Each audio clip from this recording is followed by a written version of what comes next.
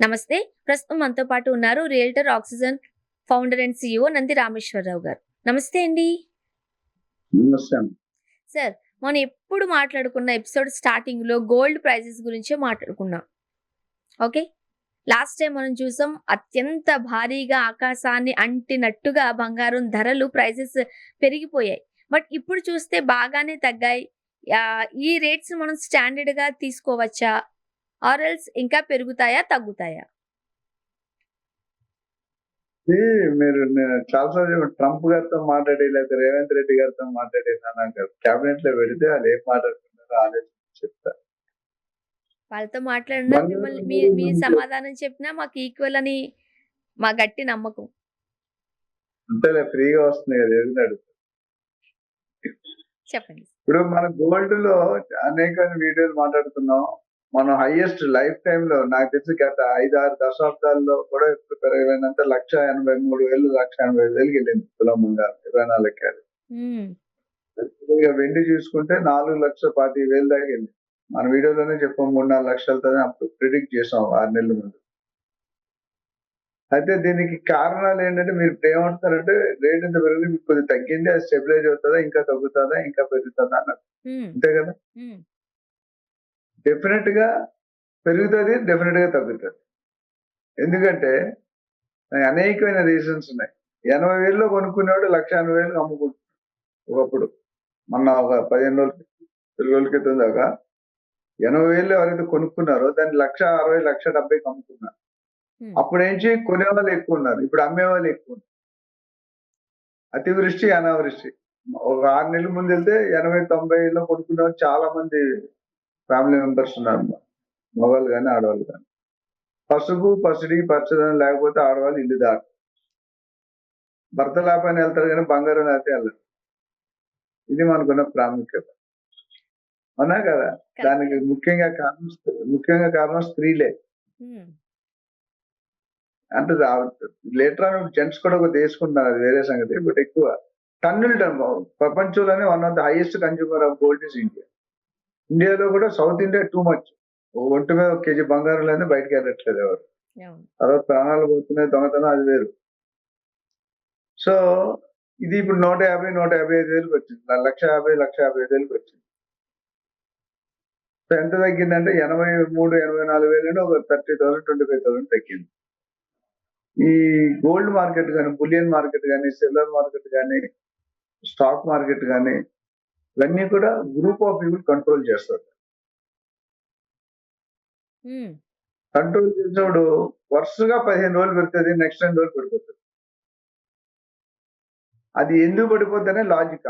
Computer లో algorithms అని వచ్చాయి కంప్యూటర్స్ లో.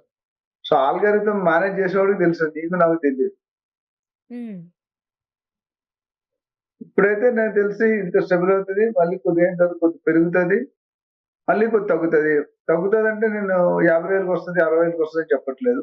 కరెక్షన్ అనేది కంపల్సరీ. రోడ్డు మీద అప్ ఉంటే డౌన్ రావడం కంపల్సరీ. అప్ ఎక్కుతుంటాం, మళ్ళీ డౌన్ దిగాలి. సో కొంతవరకు పెరిగింది, కొంతవరకు తగ్గింది, మళ్ళీ పెరుగుతుంది, మళ్ళీ తగ్గుతుంది. మరి నాకు తెలిసి 1,00,000 కంటే తగ్గదు అనుకుంటా. 1,20,000 అట్లా ఉండొచ్చేమో ప్రిడిక్షన్. కానీ సిల్వర్ ఆల్మోస్ట్ 35% తగ్గిపోయింది. 1,25,000 తగ్గింది, 2,60, 2,70, 2,80 ఎదుర్కొంటుంది.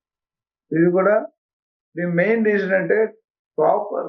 చైనాలో ఇండస్ట్రీ సిల్వర్ ఎందుకు పెరిగింది, ఇండస్ట్రీ యూసేజ్ కింద EV vehicles, solar panels, semi conductors ఇట్లా వాడుతున్నారు కాబట్టి డిమాండ్ పెరిగిపోవడం వల్ల, సప్లై లేకపోవడం వల్ల రేట్ పెరిగింది సిల్వర్.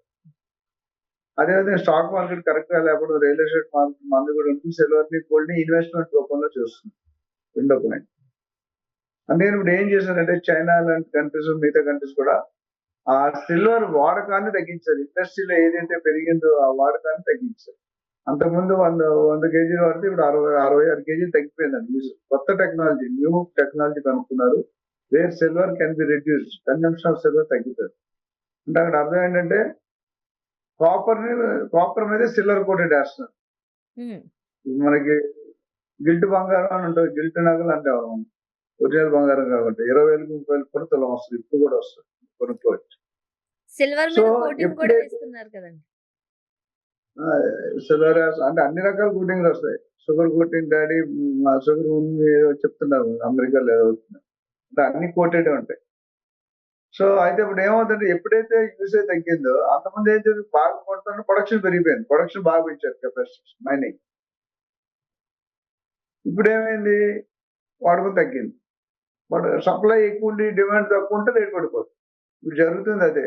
ఈ సిల్వర్ ఎవరైతే 80,000 కొనుక్కున్నారో 4 లక్షలకు అమ్మారు, అమ్మడం మొదలు అంత ముందు గత 1 year కొనుక్కున్న వాళ్ళు ఇప్పుడు అమ్మడం మొదలు పెట్టారు. అందుకని అమ్మేవాళ్ళు ఎక్కువైపోయి కొనేవాళ్ళు తక్కువ, కొనేవాళ్ళు తక్కువ రేట్ పడుతుంది సహజం. When demand is more, supply is less, rate will go up. When supply is more, demand is less, rate will come down. So ఇప్పుడు అదే జరుగుతుంది. ఇదంతా కూడా దీనికి కారణాలు అనేకమైన ఉన్నాయి. తారీఫ్ అవ్వచ్చు, యుద్ధాలు అవ్వచ్చు, ఫెడరల్ రిజర్వ్ అవ్వచ్చు, ఇంట్రెస్ట్ రేట్లు అవ్వచ్చు, ఇన్ఫ్లేషన్ అవ్వచ్చు. ఇప్పుడు మన లాస్ట్ టైం అనుకున్న మదర్ ఆఫ్ ఆల్ డీల్స్ అని ఒక డీల్ జరిగింది యూరోపియన్ కంట్రీస్.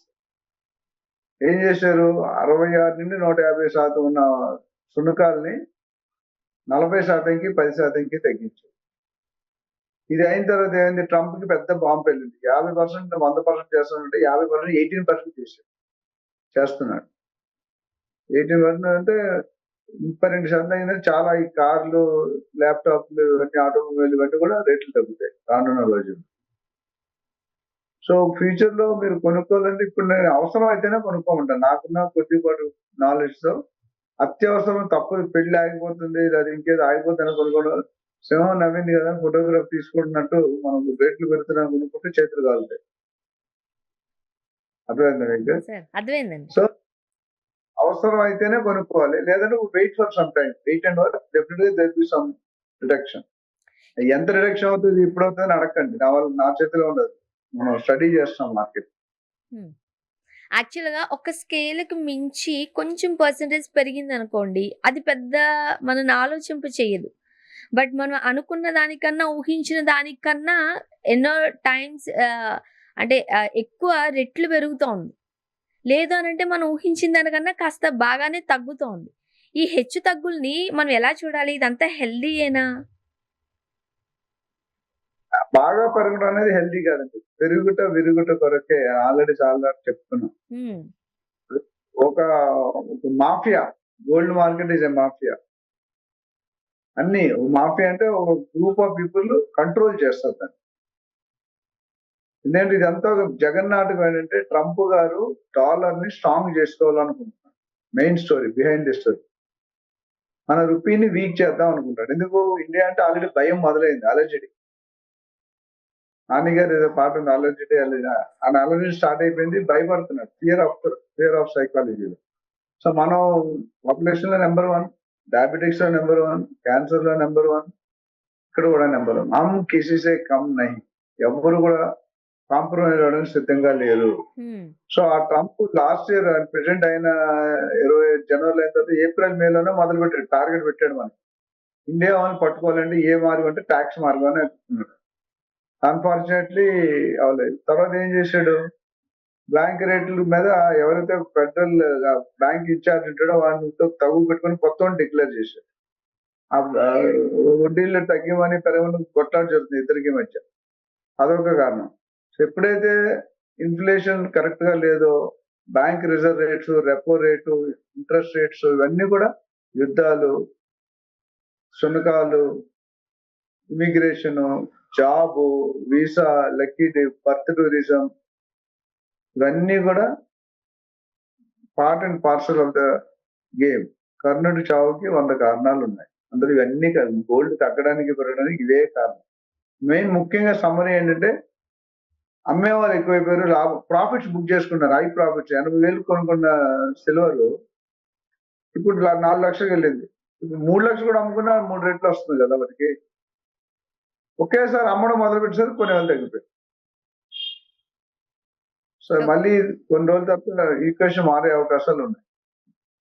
అండ్ ప్రస్తుతానికి గవర్నమెంట్ రెంటల్ అగ్రిమెంట్స్ లో కొన్ని చేంజెస్ తీసుకొచ్చిందని వింటూ ఉన్నాము. ఏంటి సార్ ఆ చేంజెస్, ఎలా ఉంటున్నాయి? నువ్వు ఇచ్చిన 2 నిమిషాల్లో చెప్పినప్పుడు నువ్వు ఎట్లా అంటే పరిగెట్టమంట, 100 మీటర్ డాష్. ఇది రియల్ ఎస్టేట్ అనేది ఒక మ్యారథాన్. గవర్నమెంట్ ఏ నిర్ణయం తీసుకున్నా ఆ నిర్ణయానికి గల 1,00,000 క్వశ్చన్లు ఉంటాయి, రీజన్స్ ఉంటాయి, కారణాలు.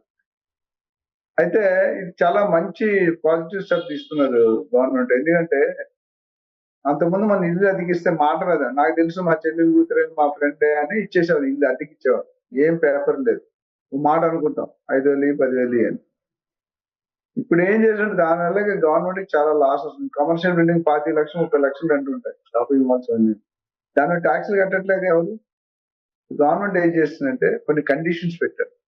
ఇటు పైనండి 5,000 గంట రెంట్ కనుక మీరు ఎక్కువ ఛార్జ్ చేస్తే కనుక అది డిజిటల్ అయిపోవాలి. అంటే కంపల్సరీ రెంటల్ అగ్రిమెంట్ రాసుకోవాలి, సైన్ చేసుకోవాలి, ఎస్ఆర్ఓలో రిజిస్టర్ చేయాలి, దాన్ని డిజిటల్ యాప్ లో అప్లోడ్ చేయాలి. ఇదంతా 30 నుండి 60 రోజుల్లో జరగాలి. మీరు రెంటల్ అగ్రిమెంట్ ఇవ్వకపోయినా, ఎస్ఆర్ఓలో రిజిస్టర్ చేయకపోయినా, డిజిటల్ యాప్ లో అప్లోడ్ చేయకపోయినా మీ మీద జరిమానా వేస్తారు. ఎంత వేస్తారంటే మీకు వచ్చే రెంటల్ వాల్యూ బట్టి. మీకు అర్థమవుతుందా?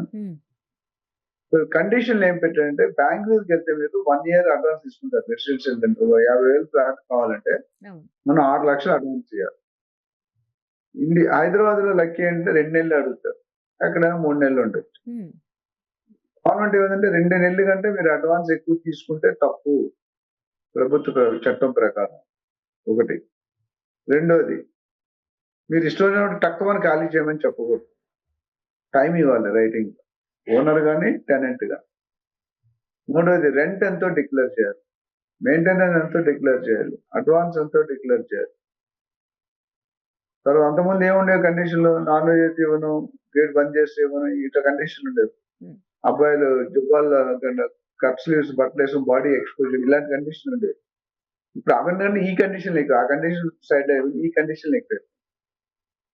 దీనివల్ల ఏంటంటే ఇద్దరికి బెనిఫిట్, రెంటల్ ఇచ్చే ఓనర్ కి తీసుకుని. ఎందుకంటే ఒక ఎగ్జాంపుల్ చెప్తాను.